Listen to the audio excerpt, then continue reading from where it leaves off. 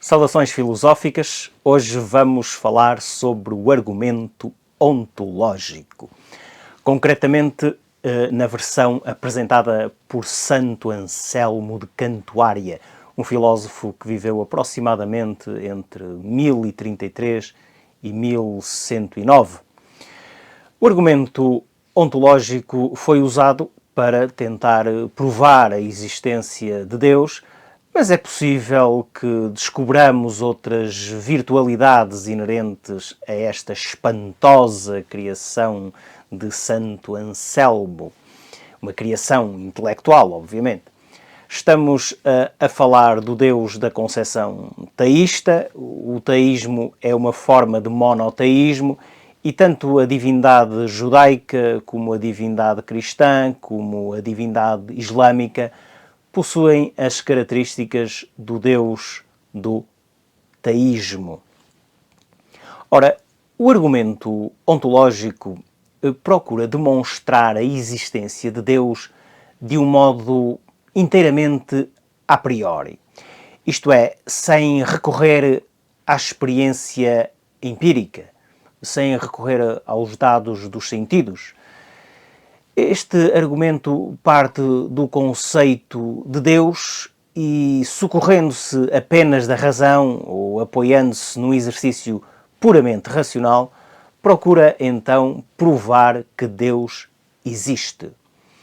Importa ainda referir que vários filósofos aceitaram esta prova com algumas variantes e também com fundamentações distintas. Entre esses autores contam-se, por exemplo, Descartes, Leibniz, Malebranche, inclusive Hegel. Já entre os críticos deste argumento contam-se, por exemplo, São Tomás, Locke, David Hume, Kant, enfim. Antes de expormos o argumento ontológico propriamente dito, importa compreender a distinção que o próprio Santo Anselmo efetua entre a existência na realidade e a existência no entendimento. Em vez de entendimento, podemos usar o termo pensamento ou intelecto.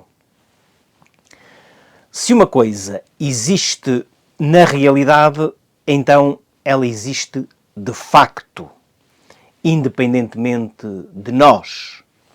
Se uma coisa existe no entendimento, isso significa que pensamos nela. Sendo assim, estamos perante 4 possibilidades. Há coisas que existem na realidade e que existem no entendimento, por exemplo, a Serra da Estrela ou os pastéis de nata. Em segundo lugar, há coisas que existem na realidade, mas que não existem no entendimento. São aquelas coisas reais nas quais nunca pensamos, eventualmente porque nunca tivemos qualquer experiência que nos pusesse em contacto com elas. Em terceiro lugar, há coisas que não existem na realidade, mas que existem no entendimento. Por exemplo, os centauros, as sereias, o Polifemo, o célebre Ciclope. E, finalmente, temos de considerar aqueles objetos irreais nos quais nunca pensamos, por limitações da nossa imaginação, por exemplo.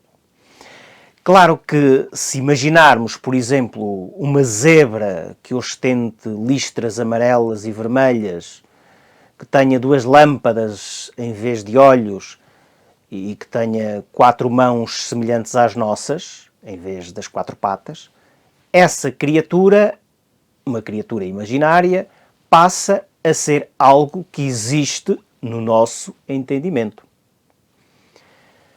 Ora, suponhamos agora que alguém resolve afirmar que os centauros não existem.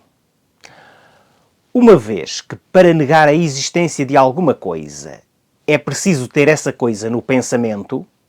Então, se alguém disser que os centauros não existem, eles já existem no seu entendimento, mesmo que não existam na realidade. E o que é que isto tem a ver com Deus? Segundo Santo Anselmo, nós acreditamos que Deus é alguma coisa ou algo maior do que o qual nada pode ser pensado. Por isso, qualquer pessoa, inclusive o ateu, ao ouvir a expressão algo maior do que o qual nada pode ser pensado, entende o que ouve. E o que ele entende está no seu intelecto ou no seu entendimento, embora ele não entenda que isso exista. Acontece que, segundo o nosso filósofo, aquilo maior do que o qual nada pode ser pensado não se limita a existir no entendimento. Com efeito, se supusermos que existe apenas no entendimento ou no intelecto, podemos pensar que existe também na realidade, o que já faria com que fosse maior. Portanto, aquilo maior do que o qual nada pode ser pensado tem de existir também na realidade. O argumento de Santo Anselmo pode ser assim resumido nestes pontos. Deus é um ser maior do que o qual nada pode ser pensado ou concebido. Nesse sentido, Deus existe no entendimento, já que pensamos nele. Ora, um ser que existe no entendimento e na realidade é maior do que um ser que existe apenas no entendimento. Se Deus existe apenas no entendimento, então podemos conceber ou pensar algo maior do que Deus. Mas nós não podemos conceber ou pensar algo maior do que Deus, já que Deus é o ser maior do que o qual nada pode ser pensado ou concebido. Logo, Deus existe tanto no entendimento como na realidade. A expressão maior do que significa, neste contexto, melhor do que, mais perfeito do que, ou até superior a. Santo Anselmo também considera que determinadas características, como a sabedoria ou a bondade, são produtoras de grandiosidade, no sentido em que qualquer entidade que as possua é uma entidade melhor do que seria se as não possuísse. Ao dizer que Deus é algo maior do que o qual nada pode ser pensado, Santo Anselmo está a dizer que Deus possui todas as qualidades no máximo grau de perfeição. Por outras palavras, Deus não tem limitações nem imperfeições. Além disso, a existência na realidade também produz grandiosidade. Ora, se é mais grandioso ou mais perfeito existir na realidade do que existir apenas no entendimento, então a existência na realidade constitui um dos aspectos da grandiosidade ou da perfeição de Deus. Concluímos assim que Deus existe na realidade e não apenas no entendimento. Este argumento é espantoso. Apesar disso, ou por isso mesmo, foi sujeito a várias críticas. Uma delas foi inclusive apresentada por um monge contemporâneo de Santo Anselmo. Esse monge chamava-se Gaunilo.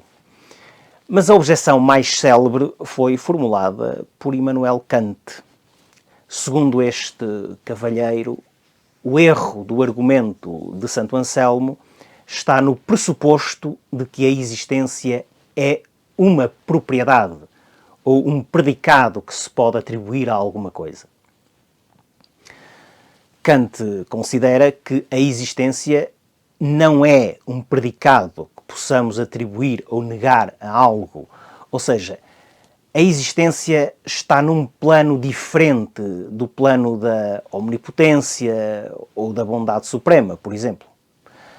A existência, na realidade, é apenas a condição de possibilidade para que uma coisa possa realmente ter uma propriedade qualquer. Ora, se a existência não for um predicado, então Deus não é maior no caso de existir do que no caso de não existir. Mas deixemos agora as críticas e as objeções e centremo-nos nesta ideia espantosa de algo maior do que o qual nada pode ser pensado. Isto, pelo menos em termos de efeito mental, não é exatamente o mesmo que o maior que pode ser pensado. A representação mental de algo maior do que o qual nada pode ser pensado encerra uma espécie de desafio que, em certa medida, nos faz lembrar os koans do budismo zen. Trata-se de uma formulação tão abstrata que chega a ser estranhamente concreta.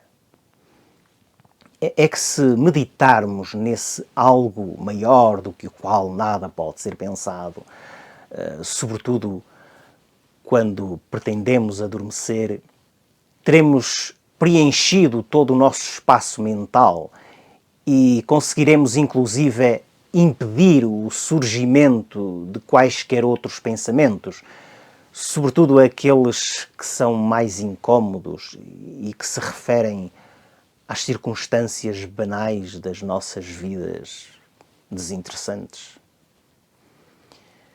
Mas se calhar esta ideia de algo maior do que o qual nada pode ser pensado é também a maior ideia que há. E por isso é a melhor ideia que podemos ter no cérebro depois de acordar. Afinal, é sempre bom começar o dia com uma grande ideia. E por hoje é tudo. Ponham like, partilhem o vídeo, subscrevam o canal, deixem também os vossos comentários e até à próxima.